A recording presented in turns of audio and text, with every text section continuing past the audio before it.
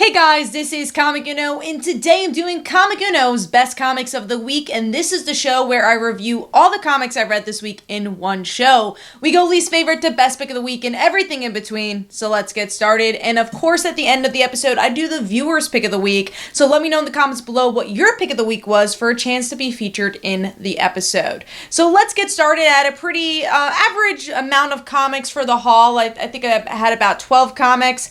So number 12 was Woman of Marvel, issue 1.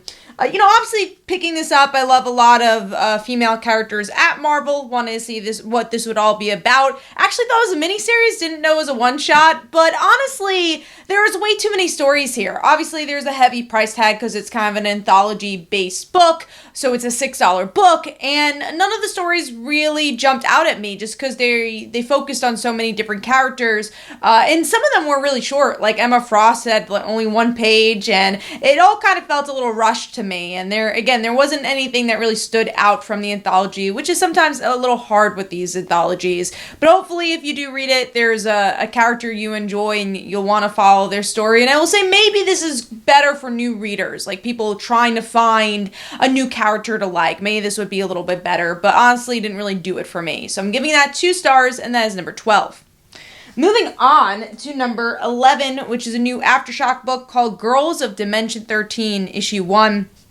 Tried it out because it seemed like it'd be up my alley. Young woman, team, even those magical powers, I didn't know how to feel about that aspect. But, I kind of tried out on whim. I had enough room on my haul this week to try out a new indie. And honestly, just kind of felt very generic. It's about these girls who go to the school. They all find out that they have superpowers. And their superpowers become a little weird as they go to this school or house something. I think it's a school. It's like kind of like a boarding school that's going on, or a boarding house, it seems like. But yeah, honestly, I feel like none of the characters really stood out to me. That was really a big thing. The artwork kind of felt generic, and there was no voice in the book that really made me want to pick up issue 2, other than these girls have superpowers. So overall, gave this one 2 stars, and that is number 11. Moving on to number 10, which is The Flash, issue 769, which I believe was actually on my top 5 last week, or last month,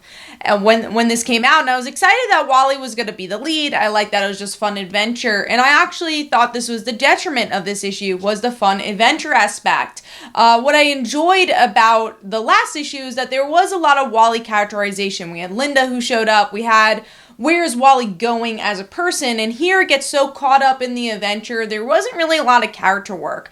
Also, I'm not a huge Booster Gold fan, so that really didn't do much with the new Gold Beetle character. And then you have, obviously, Barry trying to find Wally, and that's pretty much the story. There wasn't a lot going on here besides fun adventure. Artwork was pretty solid.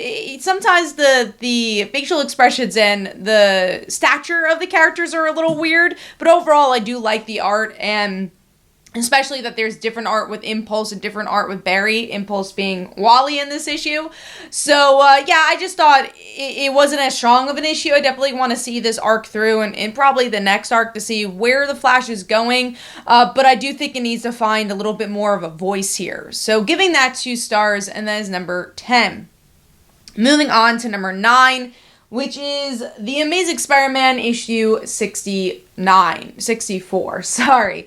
This is, I love my Spider-Man. I love Spider-Man. I have not been liking this run of Spider-Man for a while. And every arc, there just doesn't seem to be a lot of Spider-Man, honestly. Even here, I feel like Spider-Man's still a supporting character of his own book, and there's not much going on with Peter. He's just kind of going through the motions of everybody else, and there's a lot that goes on here with nothing going on here, because there's so many characters that they try stuffing in with this story, and this story arc no one's plot is really progressing. The only thing I was semi-interested in, and I'm going to do a whole topic video on this, is the Dr. Octopus ending. And it just was revealed that there's going to be a Sinister Six event, so I'm going to do a video for that. That'll probably be posted Friday.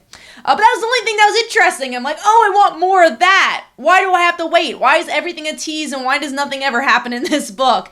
Artwork is fine in it. Boomerang's ending is fine in it. But I want more Spider-Man. I want something to be exciting, and I don't want just teasers. That's all this book has been. I just want something to be followed through. So overall, giving that 2.5 stars. The only reason I'm giving it that half star is because of the Dr. Octopus ending and the okay artwork for this book. So giving that 2.5 stars, and that is number 9, I believe. Let me see. That was number 9. Moving on to number 8, which is a book I'm probably going to drop, and that is Justice League issue 60. I gave it an honest shot. I gave it the first issue. I gave it this issue. And just hearing what's going to come up for the book, it just doesn't seem like my vibe.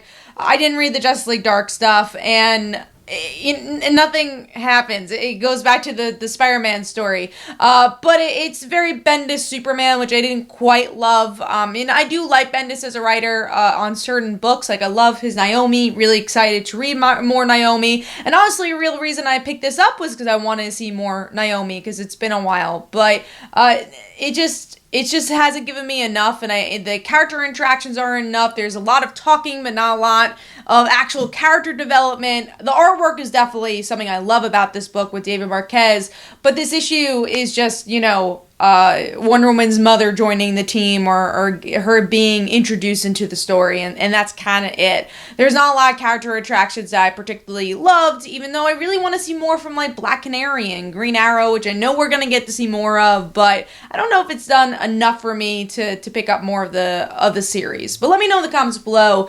how it goes, because I will probably be dropping this issue after this one, or dropping this series. So giving that 2.5 stars, and that is number 8. Moving on to number 7, we are getting in higher territory now, and that is Way of X, issue 1, the new X-Men book, which I was actually looking forward to, just because it felt different from what we were getting with a more biblical aspect to the book, a more theology-driven story, and that's what we get here. This is kind of the first book where I feel like someone's questioning X-Men Paradise, where we get to see Nightcrawler is questioning Magneto and questioning what's going on in Krakoa, and trying to relate that to his religion, and trying to relate that to the afterlife. If everyone always comes back, how does that relate to your religion? And I really like that aspect. There's also some nice little twists and turns here with the reference of Scarlet Witch, which I'm glad of, because we had that reference in the X-Men book where this whole religious stuff was being introduced. I'm glad that they're still following that thread. And then also Legion in the end. How's that going to relate to more with Professor X? Why is he in the theology-driven book? It definitely gave me enough to want to try out issue 2. It didn't blow my mind. I'm not usually a huge Nightcrawler fan, but again, I enjoy the thematics that's being introduced here and what this could mean for the bigger X-Men narrative. And the artwork was pretty solid for the book as well. And like I said, it was different enough for an X-Men book, because we have so many. How many can you have on your pull list? And this felt different enough. So giving that 3.5 stars, and that is number 7. Moving on to number 6, which is Power Rangers issue 6, and this goes definitely full on sci-fi, and what I liked about this issue and what I love about Ryan's writing in general is how character driven it is. And we get to see the princess character. I don't know her full name, and if you're not a hardcore Power Rangers fan, which I do like Power Rangers, but I don't know every character from all 20 plus seasons, so I wasn't quite familiar with this character, and it didn't matter. You jump in, you understand this kind of, I keep referencing biblical, but yeah, a kind of biblical Moses-driven story of her, and then we get to see how that relates to the present day and our Omega Rangers, and I really like the adventure they went on, and just the way the characters related to the princess character, and how they utilize SPD as well, and it was just a fun adventure that still had a good injection of character, and overall, really enjoyed it. Artwork is a lot of fun as well, and it's really leaning into this kind of Western space adventure, and I think the book's done a good job at that. So giving that 3.5 stars, and that is number 6. Moving on to number 5, which is Captain Marvel, issue 28. I love this cover. I was really excited for this costume in general, and I liked last issue. I enjoyed the surprise that is Doctor Strange and Captain Marvel hooking up, and we get the ramifications of that here, and I do think there's parts that are a little repetitive, like the information we already had from the last issue, but once we got into the magic stuff, I thought the issue really picked up, especially that Captain Marvel goes to Doctor Strange to want to learn magic because of everything that happened in the last arc. I like that's not forgotten, and her guilt is really present in this book, and that plays a big part because in the end we get to see her only have Enchantress to go to, because all the other magical beings are like, yeah, Doctor Strange told me not to talk to you. So I like that ending, and I liked how it's being tied into the last arc, an arc that I particularly didn't love, but I like the ramifications of, and I like how this arc has been playing with it. I will say the art is a little bit more cartoonier than I'm used to. I do feel like there's been stronger artists on this book, but it works for some of the comedic moments here, and overall it was okay artwork. So I give this 3.5 stars. I had a good time with it. Again, there's some repetitive stuff here, but still really looking forward to this more magical adventure for Captain Marvel, something we haven't seen with the character ever, and going into a new adventure with her. So that is number 5 on my list. Moving on to number 4.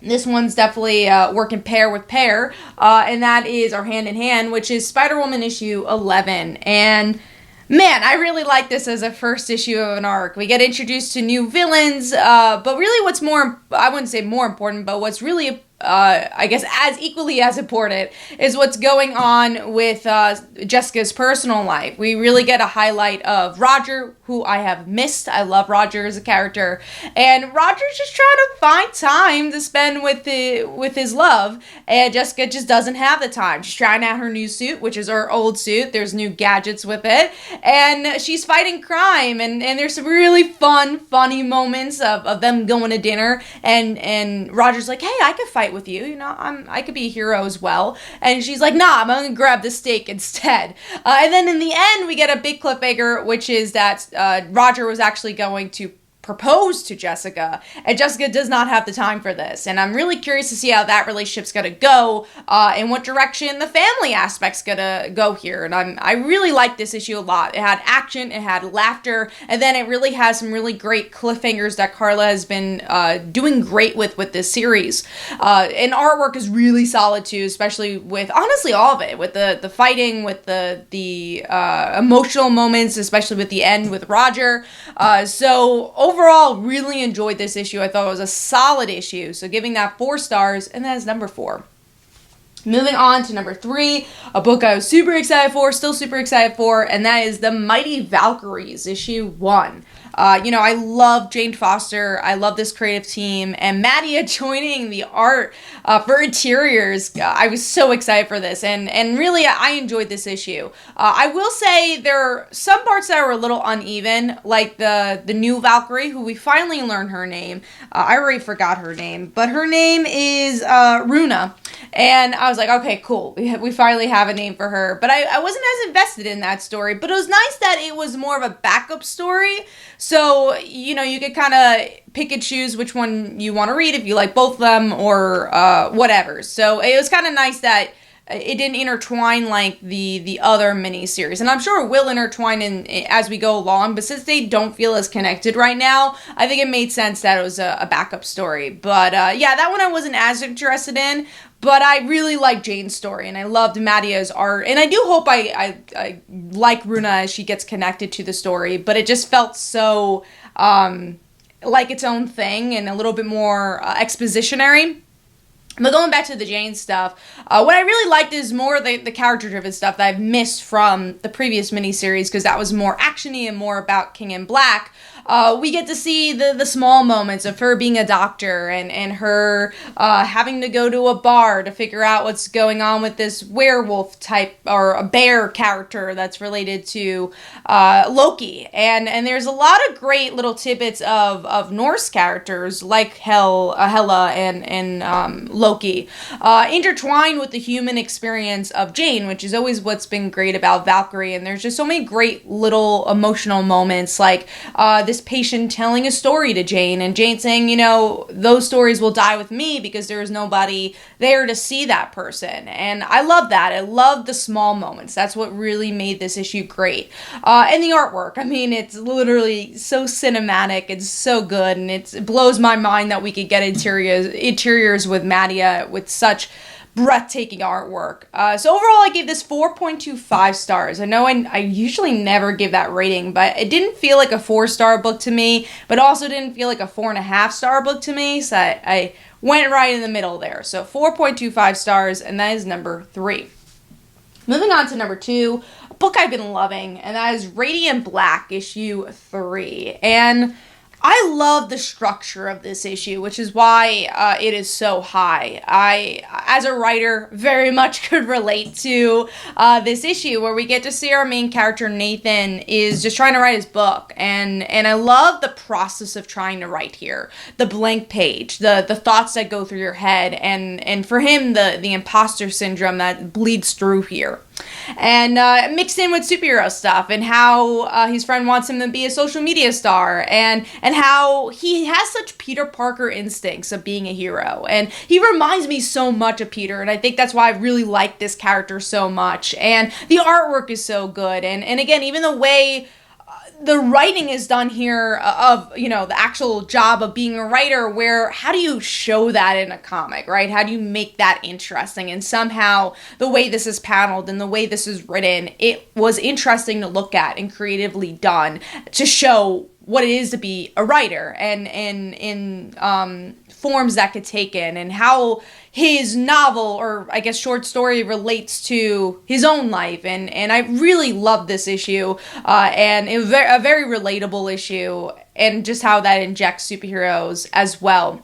So giving that one 4.5 stars, and that is my pick of the that is my number 2. Sorry, that actually, if this book did not come out, that probably would have been my pick of the week.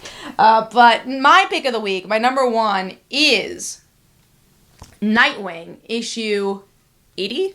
Issue 79. Man, oh man, I love this book. It is so good from start to finish. You have this opener about, in this monologue about how Nightwing always had someone to catch him. If it was his parents, if it was Bruce, if it was Alfred, if it was his friends. And then we get to see, what does Nightwing do with the money? What does he do with Alfred's money? And how is he different for Bruce? Because Bruce, he's Batman, he's brooding, but he never really did much with the money. He always tried, but he could have done so much for the city if he utilized the Bruce Wayne aspect. And for Nightwing, he is Dick Grayson and Nightwing, and he wants to help Bloodhaven, and that's exactly what he does. And the villain attacking the heart of the city and people who are homeless, I thought was very interesting. And the artwork is so good for this book. The dialogue just it just hits. It's so good from the emotional parts of, again, the heart of the city, but then the group chat of the Bat family. Like, I just love this issue. I love the connection between Barbara and Nightwing. It's just such a perfect run thus far, and just a way in 2 issues that it can build a world and build a narrative has been so expertly crafted here by the creative team. And the artwork is breathtaking for this book, from the Nightwing classic flips to, again, the more emotional standard moments between Barbara and Nightwing, and still making that look creative and look it really inject emotion as it's needed. So really enjoyed this issue. Giving that 4.5 stars. That is by far my pick of the week. Hopefully you guys enjoyed. Let me know in the comments below, what is your pick of the week? And last week's pick of the week, so the viewer's pick of the week, is Power Pack issue 5, which was also my pick of the week from last week. And here are some comments about that. So hopefully you guys enjoyed. This is Comic Uno. Definitely follow me on Twitter and Facebook. Go check out my comics like Father Like Daughter and They Call Her a Dancer. And every Tuesday at 10 p.m. Eastern Time is Comic Book Weekly, where we discuss our favorite comics and comic book news. Thanks, guys.